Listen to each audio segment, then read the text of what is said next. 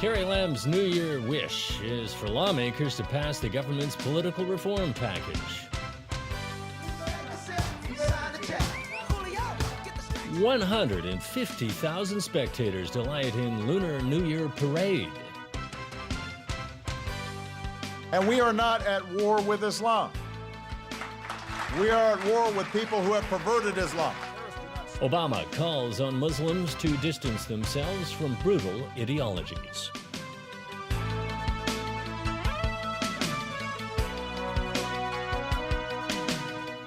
Good evening and welcome. Lunar New Year celebrations are in full swing across Hong Kong tonight.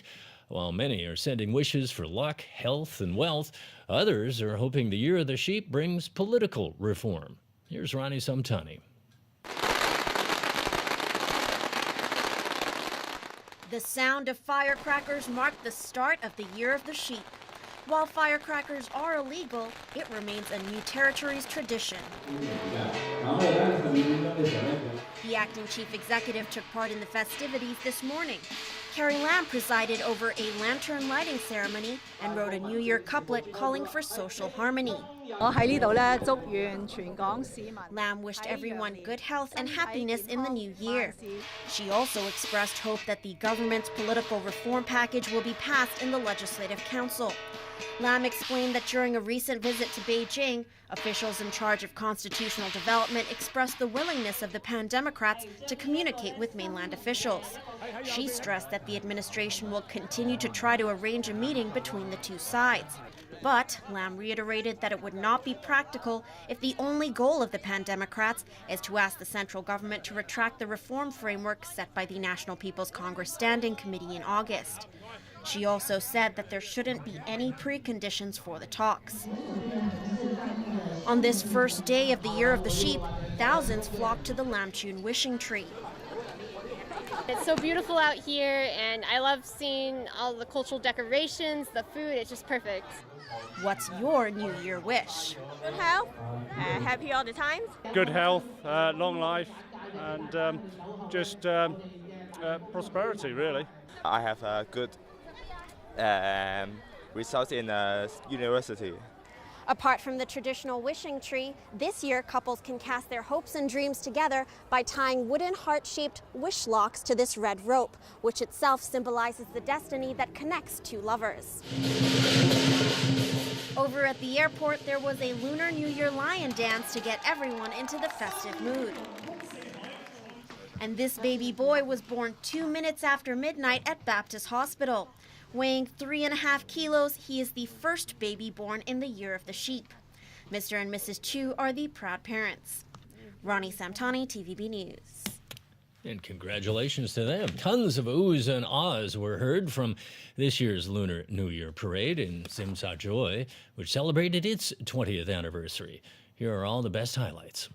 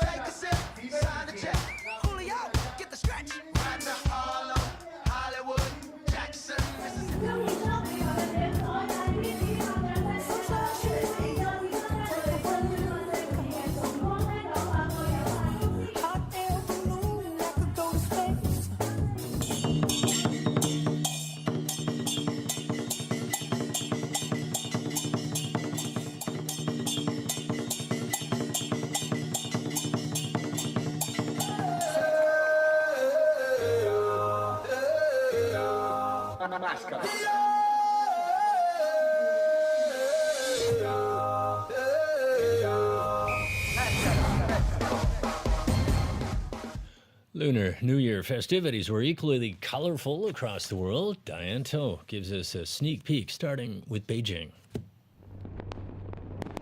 The capital city rang in the Lunar New Year with a colorful bang. Actually, a lot of bangs. Fireworks were set off across town, as were long chains of firecrackers that's supposed to scare away demons that carry bad luck for the year. No one knows if that really works, but one thing the pyrotechnic frenzy did lead to was serious air pollution. Beijing authorities had urged residents to cool the pyrotechnics this year, but stopped short of imposing a ban like nearly 140 other mainland cities have. And the New Year excitement pushed the air quality index from good around 7 o'clock last night to hazardous after midnight. Over in Shanghai, thousands flocked to Longhua Temple overnight to pray for a nice new year. Authorities were extra cautious with crowd control to avoid a repeat of the fatal stampede on New Year's Eve. In Taiwan, the Longshan Temple is a New Year favorite for everyone. It's just a good way to start the new year, to say goodbye to the old one, and it's the real tradition of Taipei. It's just, and the decorations are beautiful. Dragon and lion dances brought even more fun to this festive occasion, especially at Yokohama's Chinatown. This Japanese lion dancer said he hoped the dance can help bring stronger Sino-Japanese ties. And at the nearby Guandi Temple, many prayed for peace between the two countries. They're not the only ones who want better relations with China. Das Jahr Hao. Prince William showed off his Mandarin ahead of a royal visit. My warmest wishes to you all for the Year of the Sheep. Juniman, Chunzia, Kuala, Yangnian Daji. And in New York, fireworks lit up the sky above the Hudson River. The 20-minute display was the Big Apple's first Lunar New Year fireworks show, touted to nearly equal the iconic Independence Day spectacle in scale. Strong and chilly winds cleared the skies afterwards. Diane To, TVB News. In other news tonight, U.S. President Barack Obama has called on Muslims around the world to fight the misconception that groups like the Islamic State speak for them. That's the agenda the White House is pushing at a summit to counter violent extremism. Sonia Artero reports. All right, please have a seat. With the Islamic State groups spreading in the Mideast and elsewhere, Obama is using this week's summit on violent extremism to urge the world to broaden its response far beyond military intervention. He dedicated his keynote address to convincing Muslims he is not leading a war against them. And we are not at war with Islam. We are at war with people who have perverted Islam. Obama went on to encourage the world to resist granting religious legitimacy to terrorists like Islamic State. Of course, the terrorists do not speak for over 1 billion Muslims who reject their hateful ideology. They no more represent Islam than any madman who kills innocents in the name of God represents Christianity or Judaism or Buddhism or Hinduism. No religion is responsible for terrorism. People are responsible for violence and terrorism. Belgium admitted that 28 of their youth from one city joined Islamic State in Syria. Its mayor believes the best way to prevent radicalizing youth is to stop those who preach terror. We also have to combat in our cities, in the neighborhoods, especially in these vulnerable neighborhoods. We have to make a fist to break down those who try to radicalize other people. And the gruesome beheading of 21 Egyptian Coptic Christians has Libya worried about defending its people. Libya's foreign minister asked the United Nations Security Council to lift an arms embargo. Fearing Libya's crisis could spread across the border, neighboring Egypt says it's already upgrading its military hardware. At a somber ceremony in Jerusalem, Muslims joined Christians in a funeral procession to mourn the 21 beheaded by Islamic State. Sonia Artero, TVB News. Greece has submitted a compromise proposal to break a deadlock with European creditors over its bailout program and end uncertainty over the country's future in the Eurozone.